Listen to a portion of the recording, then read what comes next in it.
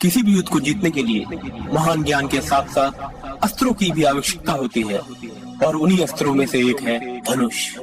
आज हम आपको कुछ ऐसे धनुर्धरियों के बारे में बताएंगे जिसमें देव, उनके अवतार और कई ऐसे योद्धा शामिल हैं जो महाभारत के बेहतरीन धनुर्धर कहलाते हैं।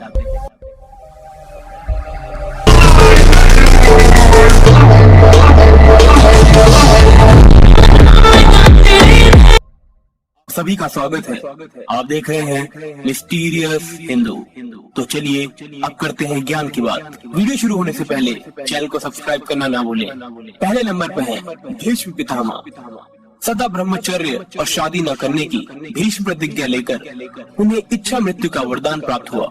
गंगा के पुत्र भीष्म ने खुद परशुराम से विद्या ग्रहण की और ऐसे ऐसे अस्त्रों का ज्ञान ग्रहण किया जिसने उन्हें अजय बना दिया था। वो हर अस्त्र चलाने में माहिर थे और साथ ही एक बहुत बड़े धनुर्धर भी थे।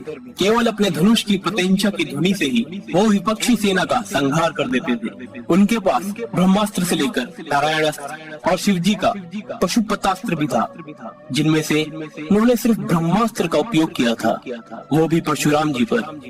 अब आगे बढ़ते हैं और बात करते हैं दूसरे बड़े धनुर्धर की, जो है अर्जुन। 5 पांडवों में से एक अर्जुन की धनुष विद्या भी जग प्रसिद्ध थी। गुरु द्रोण के श्रेष्ठ शिष्यों में से एक अर्जुन थे। द्रोण ने अर्जुन को धनुष सिखाते वक्त वचन दिया था कि तुमसे श्रेष्ठ इस संसार में कोई धनुर्धर नहीं होगा।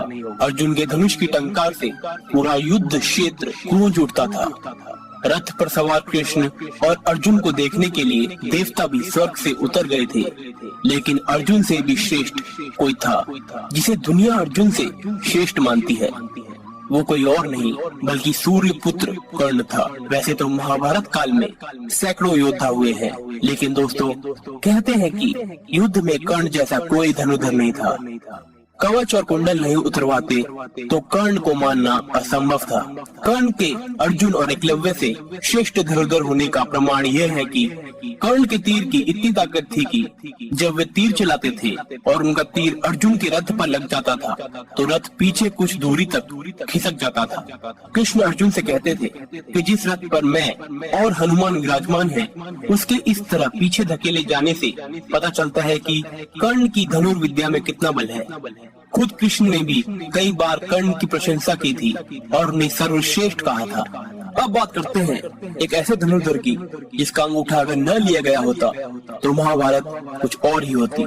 वो कोई और नहीं बल्कि एकलव्य है। गुरु द्रोण की मूर्ति बनाकर मूर्ति के समक्ष एकलव्य ने धनुर्विद्या सीखी थी।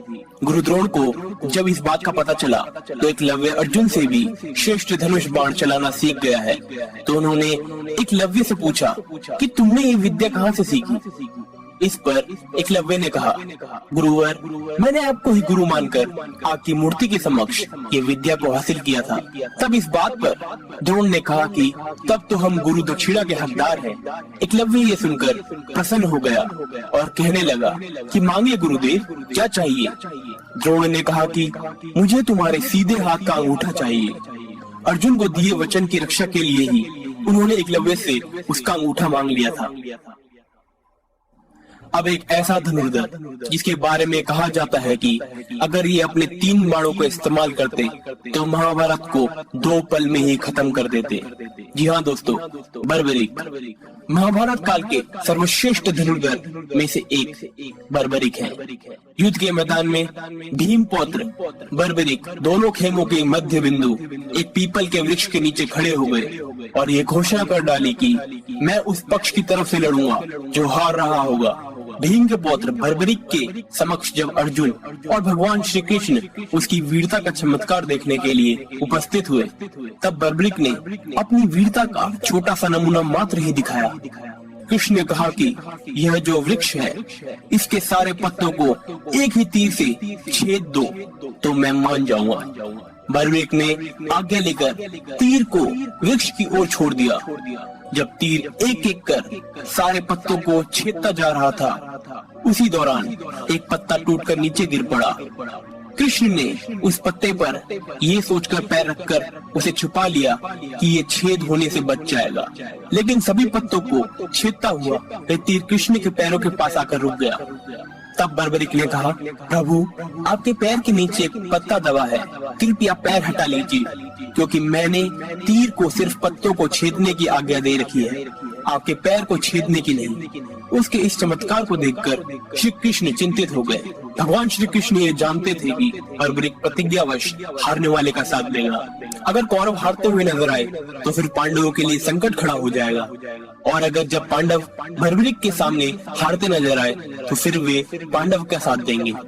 इस तरह वे दोनों ओर की सेना को एक ही तीर से खत्म कर देगा। बदले में कृष्ण ने उनसे उनका मस्तक ही मांग लिया। तो दोस्तों, ये थे हमारे महाभारत के सबसे सर्वश्रेष्ठ धनुर्धर। आज के ज्ञान में सिर्फ इतना ही। जाते जाते वीडियो को लाइक, हमारे चैनल को सब्सक्राइब और कमेंट बॉक्स में अपने विचार जरूर लिखिएगा।